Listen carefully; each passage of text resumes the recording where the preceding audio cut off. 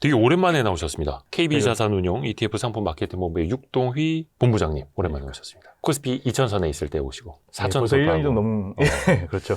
뭐 2000, 4000, 6000 이렇게 가는 거죠 뭐. 내년쯤에 내년? 아니 근데 왜 이렇게 ETF 같은 거 만드실 때도 운용하실 때도 네. 시장 상황을 많이 보실 거 아니에요. 그럼요. 당연히 전망도 필요하고 지금쯤이면 이제 2026년에는 또 이 방향이다, 이 컨셉이다 고민 많이 하실 것 같은데. 맞습니다. 사실 작년 네. 우리나라 시장 2000대 있을 때 뭐 4천 온다라고 했을 때 사실 시장이 뭐 좋을 거다 이런 생각은 했었지만 아무도 안 믿었죠. 그때 관심은 또 사실은 미국에 더 많이 있었습니다. 상품을 만들 때 관심은. 근데 최근 들어서는 조금은 달라질 수 있을 것 같아요. 물론 당연히 이제 미국의 AI 기업들이나 글로벌 뭐 전력 기업들, 인프라 기업들 관심들 많긴 하지만 확실히 국내 시장에 대한 포인트라고 해야 될까요? 국내 시장에 대한 포인트를 많이 잡고 저희 상품 개발에도 지금 임하고 있습니다.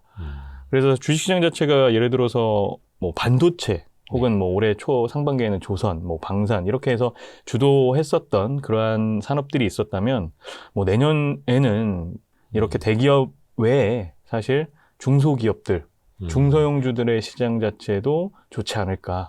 특히나 이제 국민성장펀드 지금 뭐 수장들이 결정이 났는데 기사가 나왔는데 맞아요. 국민성장펀드 집행되는 부분을 고려하면 확실히 중소형주들에 대한 훈풍도 내년에 기대할 수 있지 않을까 생각이 듭니다. 또 왜 그 코스닥 활성화 정책 또 준비한다고 하니까. 맞습니다. 근데 요즘에 그 우리 뭐 ETF 같은 것도 할 때 보면은 개인 투자자분들의 수준이 되게 높아졌어요. 그럼요. ETF 저도 막 알지도 못하는 막 약자 뭐 이런 거 엄청 많이들 하시고. 너무 깜짝깜짝 놀라요. 뭐 나스닥 개별 종목들도 그렇고 네. 부담되지 않으십니까? 더 잘하셔가지고 개인 투자들이. 정말 많이 부담이 됩니다. 특히나 과거에 이렇게 보시면 될 것 같아요. 과거에는 이제 ETF의 컨셉을 잡고 그 컨셉에 따라서 지수를 만들고 그 지수를 잘 추종하는 ETF를 만들었다. 어떻게 보면 이제 탑다운 방식이라고 표현을 할 수 있을 것 같아요. 전형적으로. 근데 최근 들어서는 이제 너무나 이 세부적인 종목들의 정보까지 다 잘 알고 계시기 때문에 이 포트폴리오에 대한 지수 방법론을 통해서 나온 그 지수의 종목들, 지수 안에 포함되어 있는 종목들 뿐만 아니라 그 컨셉에 맞는 그 여타 종목들까지 저희가 스크린을 많이 해서 과연 이게 투자자분들이 선호하는 포트폴리오인가에 대한 부분도 굉장히 고민을 많이 하는 편입니다. 따라서 이제 바텀업 방식으로 저는 이렇게 표현하는데 바텀업 방식으로 상품을 만드는 추세가 되지 않았나 뭐 그렇게 생각합니다. 동학개미 ETF 이거 어떻게 해서 나오게 된 겁니까? 사실 동학개미란 말 자체가 2020년에 저희 뭐 코로나 팬데믹 이후에 생긴 단어지 않습니까? 저도 개인적으로 개미일 뿐이기 때문에 한 명의 투자자라면 그렇기 때문에 사실 성공을 위한 그 동학개미들이 늘 성공하길 바라는 측면에서 생각은 하고 있지만 말씀하셨던 것처럼 과거에는 개인들의 수급에 의해 매매를 하면 외국인들의 투자 혹은 뭐 기관들의 투자에 대비해서 성과가 좀 좋지 않다 이런 안식이 있다 보니까 이런 상품들에 대한 부분들을 접근을 못했던 것 같은데요. 사실 근데 말씀드린 것처럼 서학개미도 그렇고 최근 들어서는 정보가 많아지다 보니까 국내 시장에 투자하는 투자자들도 굉장히 높은 성과를 거두고 있고 그러한 부분들을 반영할 수 있는 이제 시장이 되지 않았나라는 생각에 저희가 동학개미 ETF라는 걸 출시하게 됐습니다. 어떻게 보면 되게 도전적이에요. 이런 아이디어를 내신 게 좀 모험적인 걸 하신 거 아닙니까? 동학개미 ETF.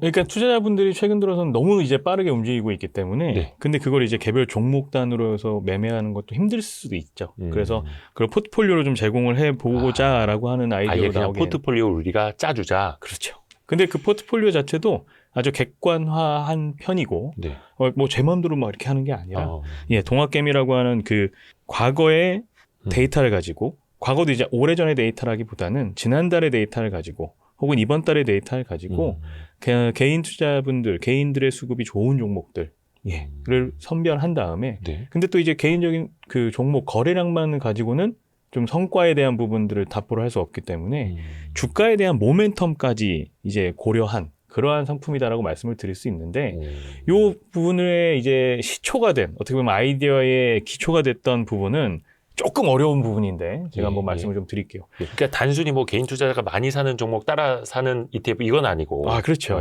단순한 거 아니고요. 맞습니다. 그래서 그러한 이 아이디어가 나오게 된 계기에 이 밑바탕에 있는 부분은 조금은 이론적인 접근이 필요한 부분이 있습니다. 저희가 많이들 들어보셨을 것 같긴 한데요. 최근에 이런 정보도 많이 보시니까 정보가 확산되는 정보의 시간이 좀 다르죠. 예를 들어서 최근 들어서는 이제 더욱 거의 라이브로 정보를 습득하는 개인 투자자분도 있고, 네. 아니면 좀 관심이 없다가도 또 이제 추가적으로 관심이 많이 생기는 그런 분들도 있는데, 그쵸. 정보의 전달 속도가 다른 이러한 부분이 사실 개인 수급이 좋은 주식을 샀을 때 한 달 혹은 2달 정도의 성과가 유지되고 좋더라.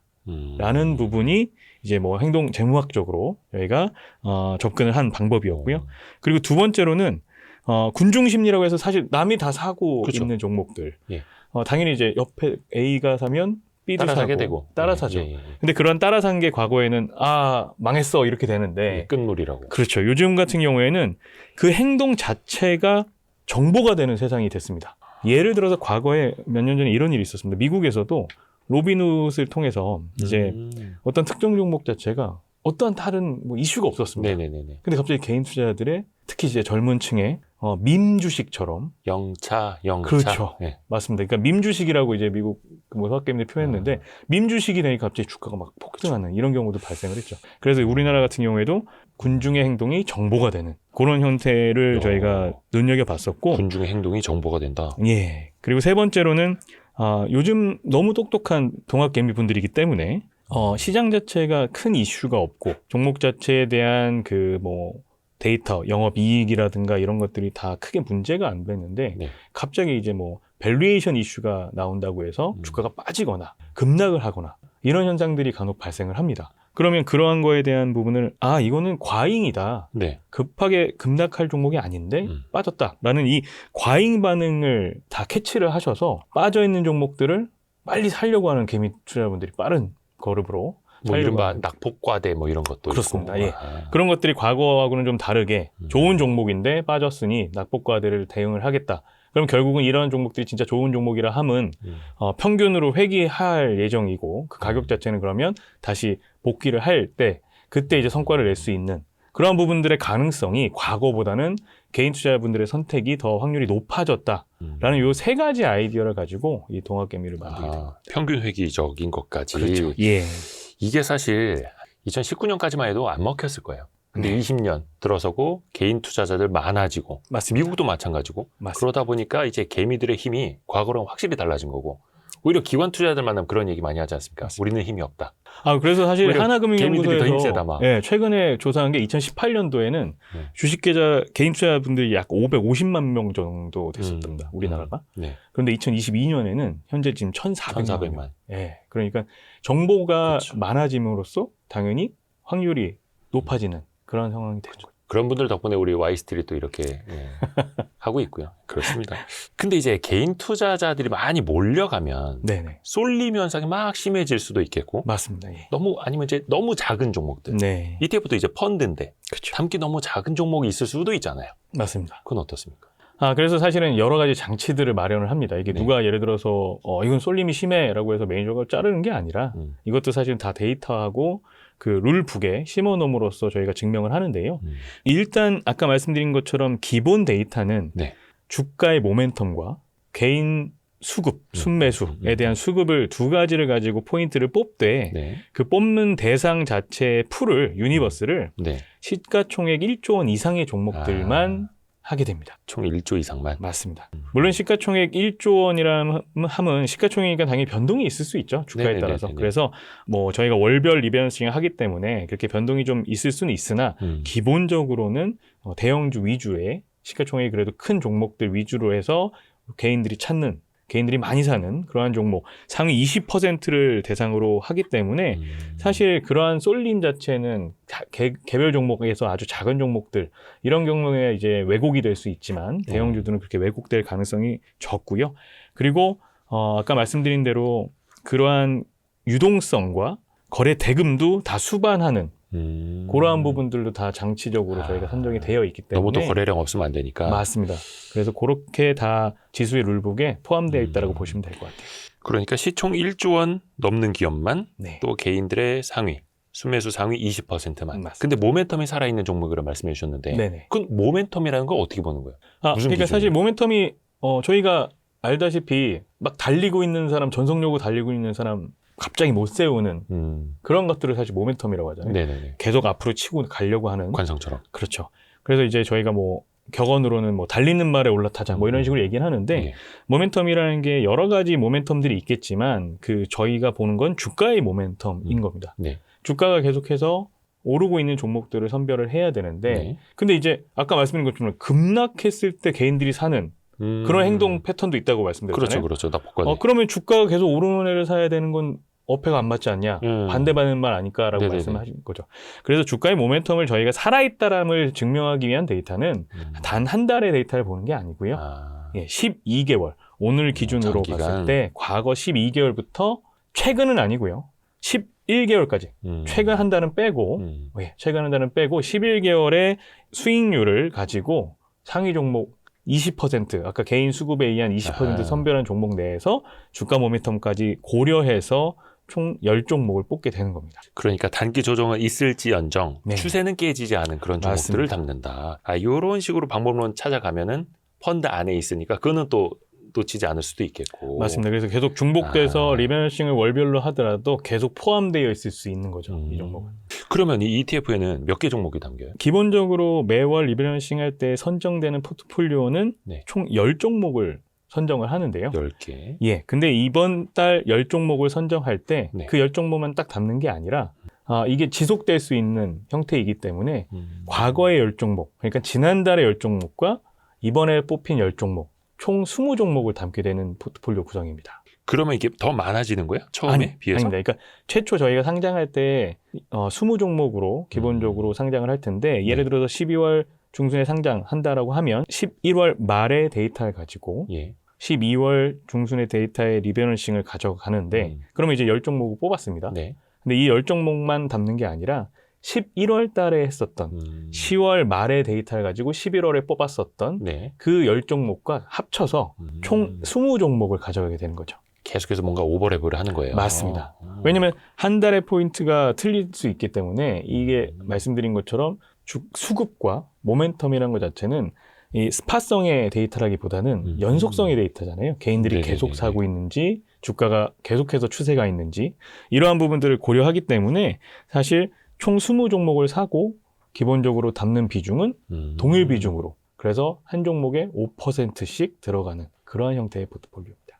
그러면 이게 매월 포트폴리오 변경은 계속 생기는 거예요? 맞습니다. 이게 근데 액티브는 아니죠? 아닙니다. 액티브가 아니고요. 저희가 세운 지수의 방법론대로 매월 말 기준에 리밸런싱을 하되 리밸런싱을 하는 시기는 선물 옵션 만기일이 끝나고 다음 날부터 3일 정도.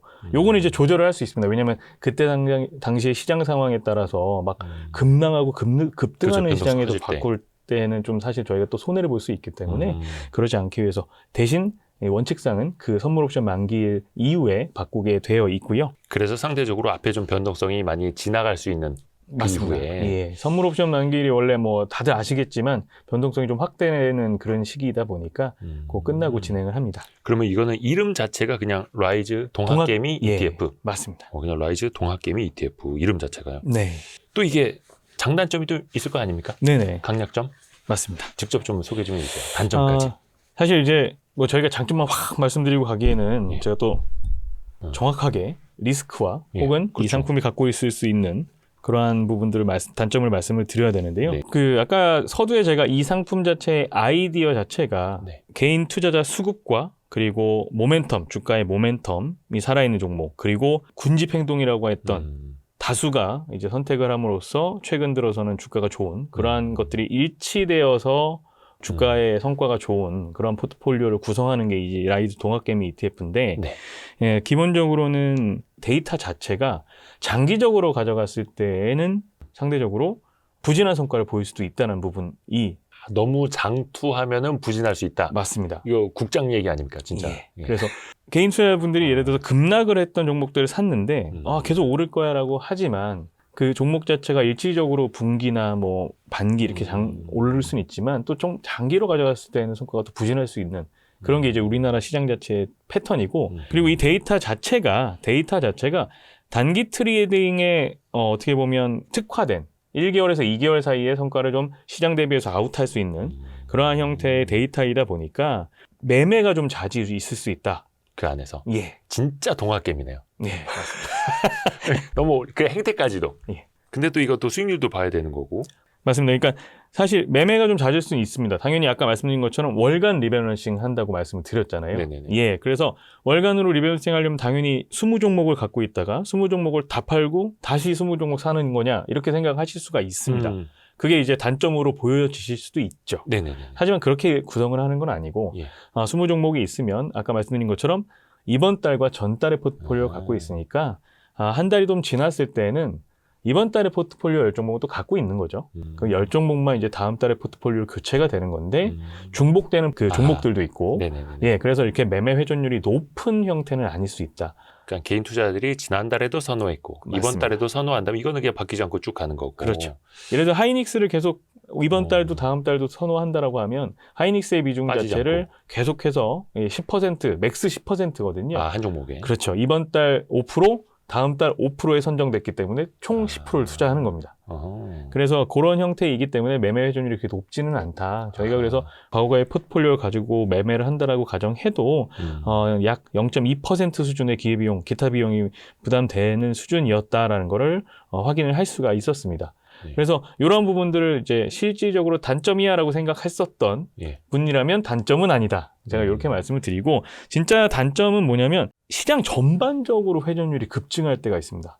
예를 들어서 좋은 종목들이 잘 가고 여기가 이번에 뭐 2,000포인트대에서 시장 자체가 4,000포인트까지 올 때에는 뭐 예를 들어 주도주 종목들이 잘 가다가 또 이제 순환매를 하고 바이오 종목들이 좀 움직이다가 또 이제 다시 자동차로 갔다가 이렇게 계속 옮기고 있지 않습니까?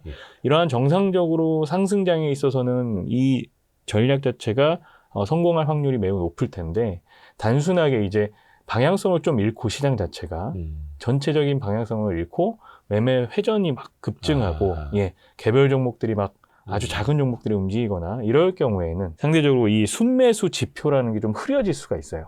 너무 빠른 막 순환매. 네, 그런 부분들 때문에 그런 부분일 때에는 사실 요 전략 자체가 온전히 적용되기 어려운 환경일 수도 있다.